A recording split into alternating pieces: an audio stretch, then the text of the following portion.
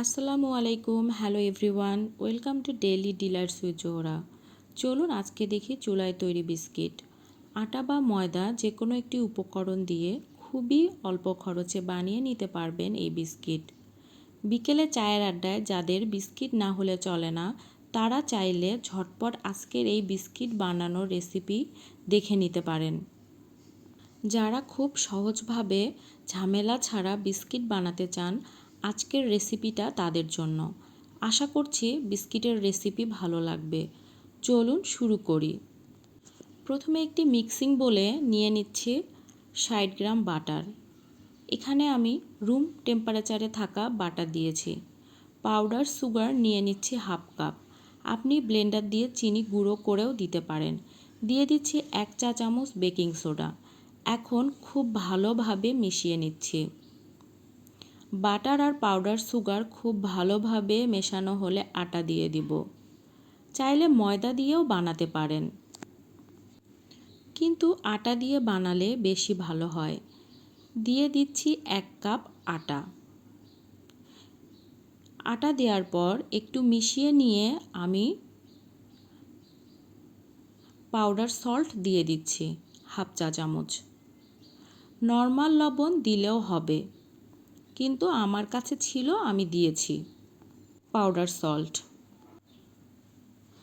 দিয়ে দিচ্ছি বাদাম কুচি, যে কোনো বাদাম দিলে হবে। আমি চীনা বাদাম দিয়েছি। এখন সবগুলো উপকরণ ভালোভাবে সময় নিয়ে মিশিয়ে নিচ্ছি। একটু সময় নিয়েই মেশাবেন। আমি যে পরিমাণগুলো বলেছি তা ঠিকমতো দিলে একদম পারফেক্ট বিস্কিটের গোলা পেয়ে যাবেন। হাত দিয়ে ভালোভাবে মিশিয়ে নিয়ে ঠিক এই রকম বিস্কিটের ডো তৈরি করে নেবেন। যে বেকিং প্লেটে বেক করব, আগে থেকে তেল ব্রাশ করে নিচ্ছি, তাহলে বিস্কিটগুলো ওঠাতে সুবিধা হবে। বিস্কিটের সাইজ আপনাদের পছন্দ মতো করে নিতে পারেন। আমি এইভাবে বানিয়ে নিচ্ছি, একটু লক্ষ্য করুন।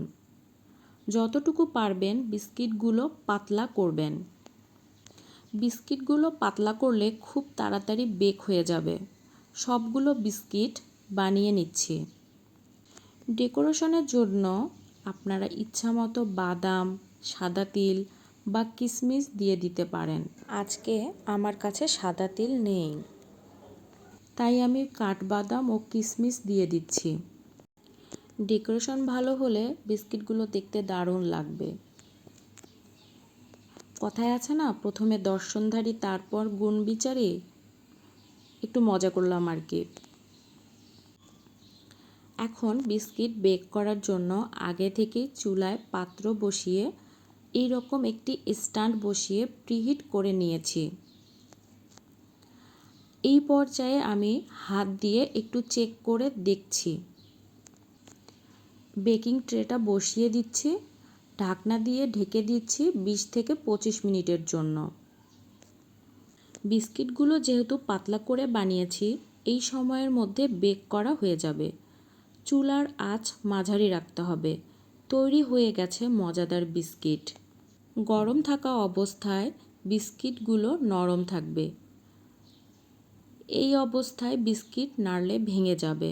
ঠান্ডা হয়ে আসলে নামিয়ে নেবেন। খুবই সিম্পল রেসিপিতে বিস্কিট আপনি নিজেই তৈরি করে নিতে পারবেন। এইভাবে বিস্কিট বানিয়ে কাচের বয়ামে ভরে 1 মাসের মতো সংরক্ষণ করতে পারবেন।